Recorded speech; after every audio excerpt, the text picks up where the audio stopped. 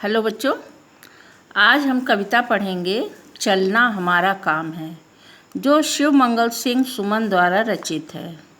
तो आइए थोड़ा सा कवि परिचय जान लेते हैं। पहले श्री शिव मंगल सिंह सुमन का जन्म उत्तर प्रदेश के उन्नाव जिले के झगरपुर नामक गांव में 5 अगस्त सन 1915 में हुआ था। सुमन जी हाई स्कूल के अध्यापक के पद से लेकर हिंदी के प्राध्यापक, महाविद्यालय के प्राचार्य तथा विक्रम विश्वविद्यालय उज्जैन के उप कुलपति पद पर कार्यरत रहे। इनकी प्रमुख रचनाओं में हिलोल, जीवन के गान, प्रलय सृजन, मिट्टी की बारात, विश्वास बढ़ता ही गया, पर आँखें नहीं भरीं, विंध्य हिमाचल, काव्य, प्रकृति पुरुष कालिदास, नाटक और महादेवी की काव्य साधना इनका आलोचनात्मक लेख था। ये सब प्रमुख हैं। इन्हें काव्य संग्रह पर देव पुरस्कार पर आँखें नहीं भरीं पर नवीन पुरस्कार तथा मिट्टी की बारात पर साहित्य अकादमी पुरस्कार भी प्राप्त हुए थे। सुमन जी हिंदी के सशक्त गीतकार हैं। 27 नवंबर 2002 में इनका देहांत हो गया। तो आइए कविता से परिचित होते हैं। चलना हमारा काम है। इस कविता में कवि ये प्रेरणा देता है कि मनुष्य को हमेशा सक्रिय और गतिशील रहना चाहिए। उसको अपने लक्ष्य की प्राप्ति के लिए सदा आगे ही बढ़ते रहना चाहिए। मार्ग में बहुत से लोग मिलते हैं, बिछड़ते हैं। बिछड़ जाने वालों का गम नहीं मनाना चाहिए। और बहुत सी बाधाएं आती हैं जीवन में। आशाएं, निराशाओं के बीच चलते हुए मनुष्य को अपने लक्ष्य की प्राप्ति में कभी भी रुकना नहीं चाहिए। तो आइए कविता पढ़ते हैं। गति प्रबल पैरों में भरी, फिर क्यों रहूं दर दर खड़ा, जब आज मेरे सामने है रास्ता इतना पड़ा, जब तक न मंजिल पा सकूं तब तक मुझे न विराम है, चलना हमारा काम है। यहाँ पर कवि कहते हैं कि मनुष्य के पैरों में अर्थात मनुष्य के स्वभाव में, उसकी चाल में तीव्रता है, अर्थात मनुष्य गतिशील है। मनुष्य ऐसा प्राणी है कि जिसको कुछ भी करने के लिए पूर्ण सक्षम है। कुछ भी करने के लिए उसे कभी भी किसी का मोहताज नहीं होना पड़ता। वो स्वयं सक्षम है। उसके अंदर इतनी शक्ति है कि वो कुछ भी कर गुजरने के लिए हमेशा तत्पर रहे, या हमेशा उसके सामने कोई भी मंजिल आए तो वो उसको प्राप्त कर सकता है। बस मन में उत्साह होना चाहिए। तो कवि कहते हैं कि गति प्रबल पैरों में भरी। जब मनुष्य के अंदर इतनी गति है, इतनी गतिशीलता है, तो फिर वो दर दर की ठोकरें क्यों खाए, अर्थात वो भिखारी की तरह दर दर क्यों खड़ा रहे।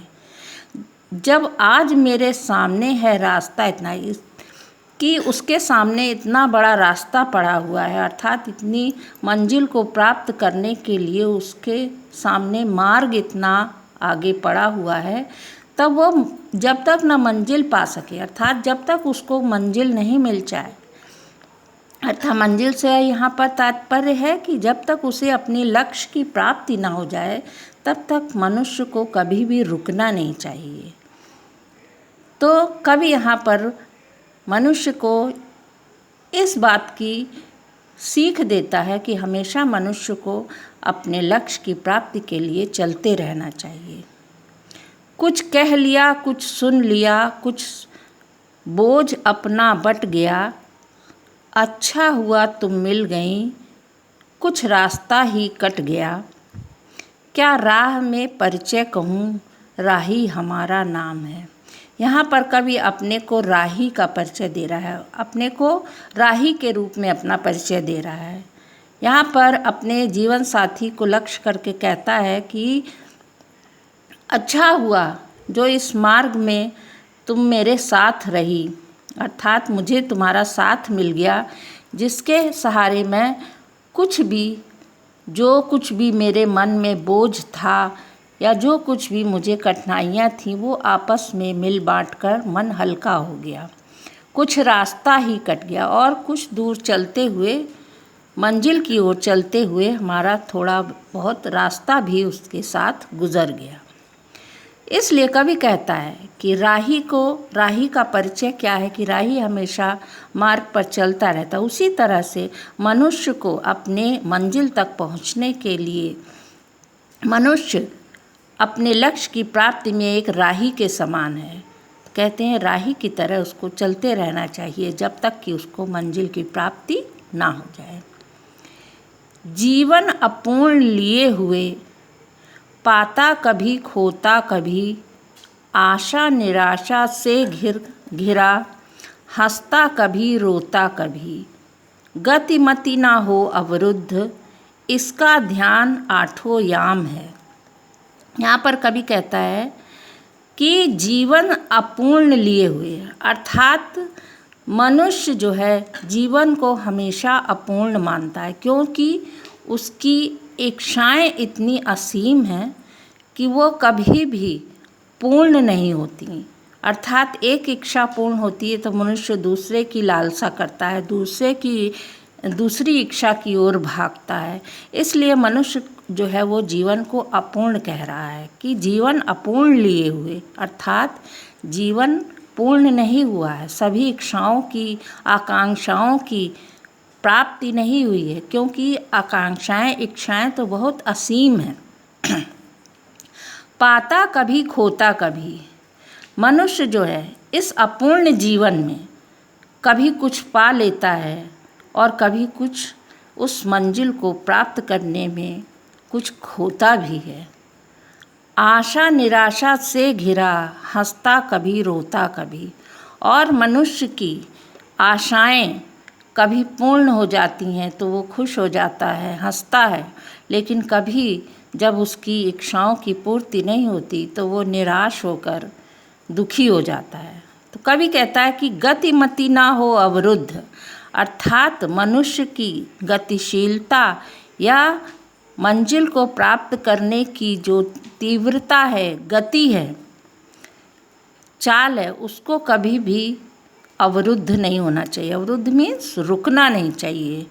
मति ना हो अवरुद्ध, और ना ही सोचने की शक्ति में भी बाधाएं आएँ या अवरुद्ध हो, कि वह उसी प्रकार से अपनी मंजिल को प्राप्त करने के लिए आगे बढ़ता रहे और अपनी बुद्धि का भी प्रयोग करता रहे, बुद्धि को भी इस्तेमाल करता रहे, उसको भी कभी सोचने के लिए कि मंजिल को प्राप्ति के मार्ग में सोचने समझने की शक्ति को भी कभी भी अवरुद्ध नहीं करना चाहिए, रोकना नहीं चाहिए।